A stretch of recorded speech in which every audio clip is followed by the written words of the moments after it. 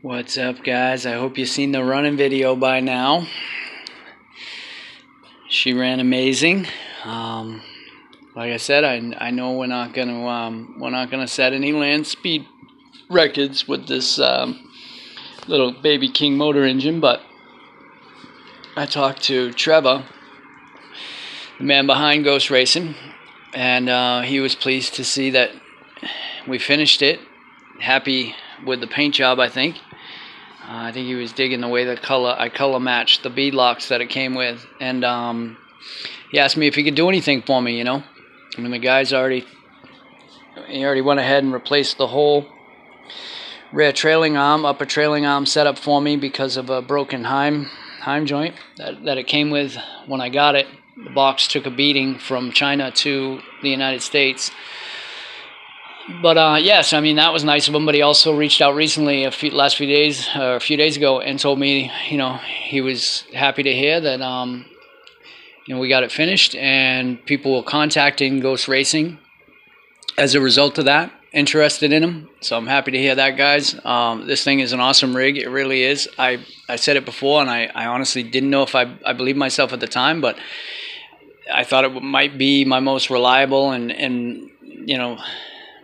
I guess maybe my favorite fifth scale, and I really think it might be. Of course, I had the bolt come out of the C-hub on the bottom the first time out, and the second time out, it came out of the top. So I don't know what's up with that, but I'm not just going to throw a bolt in it like I did the first time. I'm going to take a look at it and see what's going on there because it was the same side.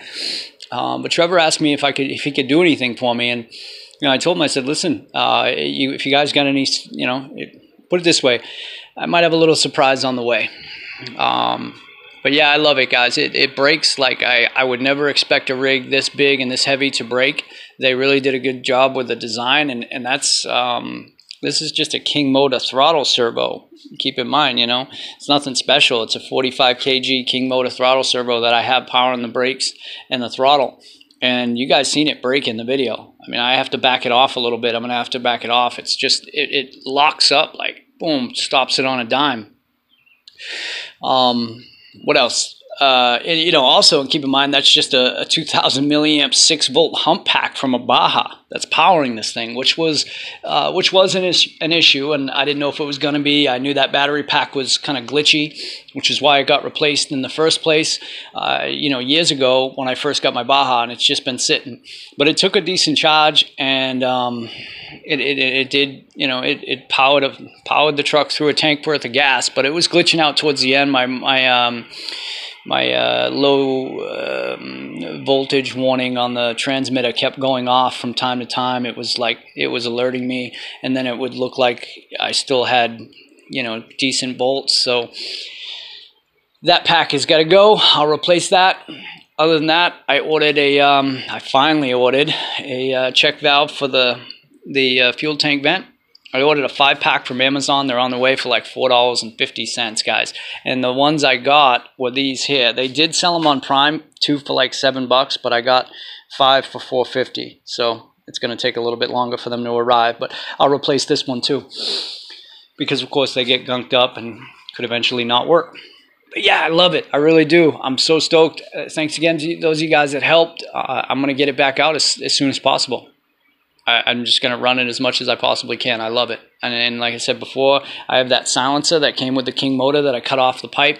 I'm going to go ahead and mount it up, and I'm taking this bitch to the track. It might not make the double. It might not make the tabletop, but who knows? Maybe it will. I'm not going to go out there and destroy it. I know that. I'm not going to go out there and just destroy it just because I can. Because I do, I like it, and but I will go out there and take it around the track. It'll be nice to bring something new to the table, and let the guys see how it performs. Everybody likes seeing something new once in a while, so yeah. And who knows? Maybe by then it'll have a different, more powerful engine in it. You never know.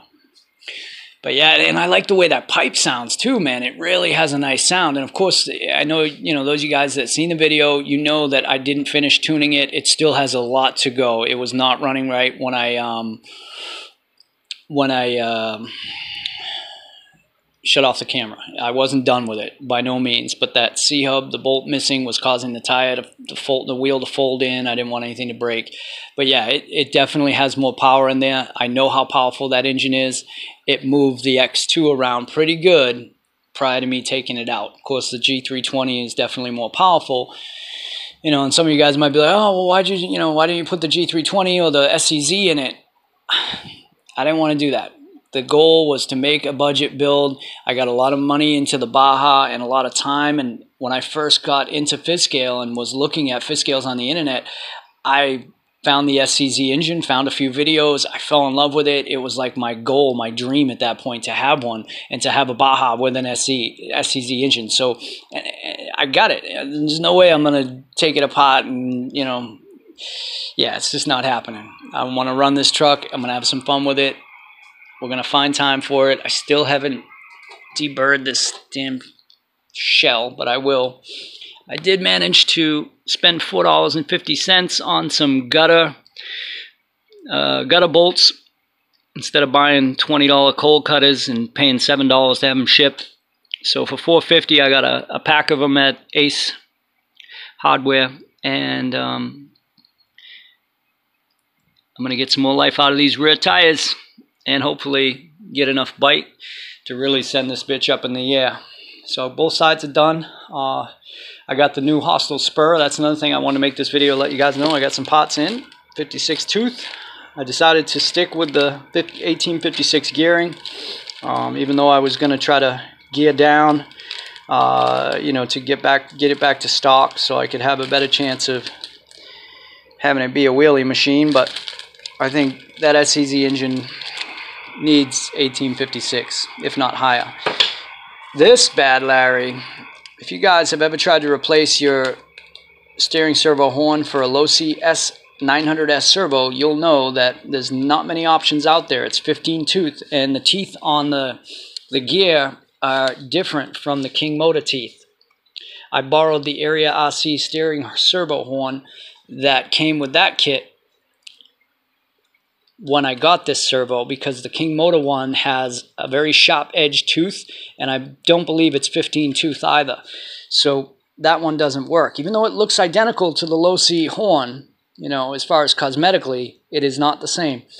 So I was going to order that Black Dynamite one for 15 bucks or $12.99 plus shipping. I found this for $8.99. It's a Mad Max eBay horn, 17 tooth. I don't know, that's quite a big inner, you know, you see that inner diameter compared to like that, which is the 15 tooth side, which is the side that fits this, obviously. It's pretty big. That must be like quarter scale servo maybe. But either way, it's multi-purpose and comes with the hardware. I think it was $8.99 or something and a few dollars shipping. And it fits great, so that's gonna go ahead and save the day there. I picked up a new front center drive shaft. This one took a beating last season. That side's not too bad, but it's I think it's this side. Yeah, you can see how badly beat that is. And ever since I put the G320 in, I was having issues with the front here. The pin came out. First time it was laying in the chassis, I popped the ring off, was able to put it back together. The second time out, I lost the pin. And, you know, again, the ring is on there. Everything looks right. So I don't know what's going on. Maybe I broke the pin. I'm not sure, but I know there's so much power unloading to the front ever since I got this engine and messed around with that diff, that my diff fluid is an issue, and that is an issue. I ordered these GTB quick release couplings that are going to eliminate the rings here, these rings, and I'm hoping it'll hold things together better. Not to mention, I ordered some 100K and some 60K. I know that might sound crazy to some of you guys, but I've done enough reading to know that it isn't crazy to all of you guys. Some guys are running that, and I'm going to run 30K in the rear. This diff is designed to unload power to the, you know, the path of least resistance, and right now it's unloading it to the front. I want more power to the rear. I think we'll see if I like that, but I want more power to the rear. I made the mistake of mentioning I was going to put some heavier diff fluid in here. With the piston that's in these stocks, these are good, or these shocks, it's good for about 45 weight, I believe. So I'm going to go with a stronger spring, a heavier spring. I'm going to go with the orange spring, I guess, because the sagging is just driving me nuts. It's just got too much of a sag in the rear, and I think that's another reason why it causes the front to unload so much in the way it pulls. I want to drive it with the ass end too, not just pull it with the front end. So I'm going to go ahead and do my shocks, put new oil in all my shocks for next season, but I'll definitely replace those Losi red springs with Losi orange springs and see how that goes. Other than that, this rig is just going to get a full breakdown and cleaning, and of course I can't show up with last year's livery. We're gonna rock some new livery. I got a new wrap coming. I'm gonna put the rear fenders back on, do another DIY wing, and that should do the trick. She should be ready to rock and roll. The Nitro truck, the Revo, the engine I was breaking in, reminded me that I didn't have my, that reminded me that my heat gun was, my temp gun was broken. I had a cheap like $13 temp gun I got from Amazon. I bought a new one and I love it. If you guys are in the market for one, this is Tac Life. It was $19.99 on Amazon. It's got a good weight, good feel to it, and an actual instruction manual because it does a hell of a lot more than just read temperature.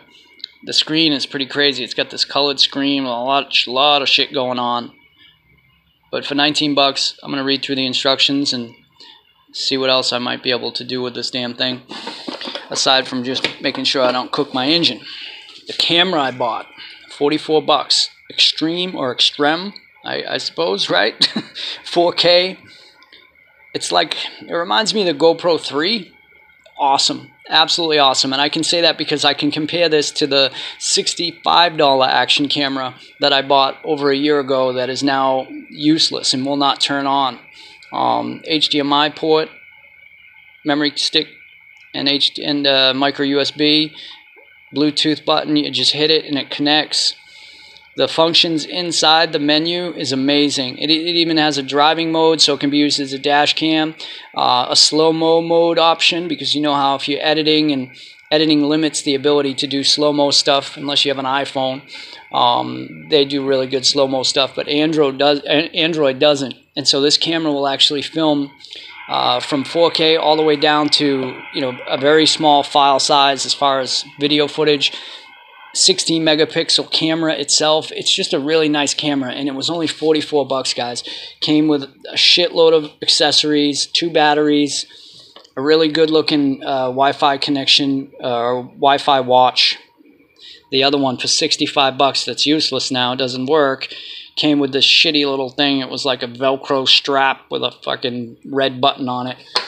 So I was stoked to have this show up. I really, you know, of course the ratings were pretty good, but I didn't really know what to expect. 44 bucks, Amazon Prime. Even the actual cage that it comes in, the underwater case, has a nice little lever here that allows it to pop open. So you got to push it down. It doesn't just pop open. And it's a different shape than your traditional action cam. It's more like the GoPro shape, the newer GoPro shape anyway. So some of my accessories from the older camera didn't work, of course.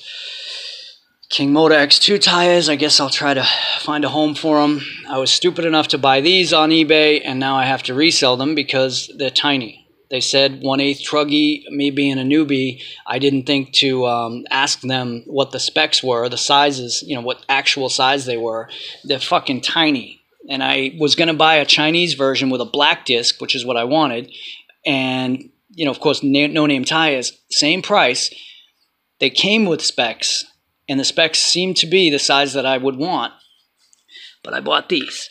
And, guys, they're fucking ridiculous. They're not what I wanted. They were advertised as 8th scale truggy. And I could, you know, again, I don't know enough about this stuff to know. Maybe 8th scale has 2 different sizes. But that is tiny, man. In my opinion, it looks like 10th scale. And I paid 40 bucks for them. So I got to find a home for those. I did end up turning around and ordering the ones that I originally was going to order. After I took my calipers to those and measured them, I realized the ones I was going to order, they were in fact what I wanted. Width-wise, they were, I mean, shit. They were like that much wider and like that much taller. So that is what I would expect for an 8th scale truggy. Yeah, DDM, 60K, 100K. Rovin even sent me a nice little sticker this time. Thanks, Rovin. You know what I always thought? I always thought when you got these promotional cards that the code was different every time. It isn't. It's the fucking same code. RVPCD5. RVPCD5. Same goes for the King Motor code. So thanks, King Motor. Thanks, Rovin, for keeping it simple. Thanks, Dave.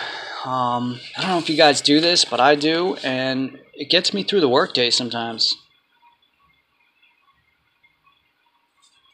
Oh, I bought wheel extensions, new hubs for the Baja, 1 inch. They're on their way too. And I bought the left and right side cage pieces so that I can put the whole rear cage back together. Those are on the way. AliExpress, $12 a side. The GTB quick release coupling kit was only 20 bucks. FID makes a really nice looking one if you haven't seen that yet for 40. And Area RC has a few different designs. They make a decent looking one too. One of their designs is really cool looking for like 35 bucks. I just went with the GTB one. It was the simplest design. And yeah, so that stuff's on the way from AliExpress. But yeah, I make these notes, man, and I'll do one for like each truck, and remove front diff and refill with 60K, apply grease, blah blah blah, install new front center drive shaft and quick coupler, apply grease, change fuel tank vent. I just make notes, you know what I mean? You guys can see them. I do them when I'm at work, and then I throw them in my wallet, and I end up bringing them home so that when I'm actually out here in the garage, I don't forget what I told myself I was going to do. So yeah, that's it. I'm rambling at this point. That fucking thing is awesome, guys. Absolutely awesome. And if I could leave right now and go run it, I would, but I got the baby and my wife's working today. My mom's on her way to spend some time with the baby and see us. So maybe she'll relieve me long enough to get out there and make another video and have some more fun with it, but I don't know. I don't think I'm going to leave her like that. So, yeah, either way, I'm going to get this sucker out. We're in the process of buying a new car for my wife, so that's been sucking up my time on the weekends.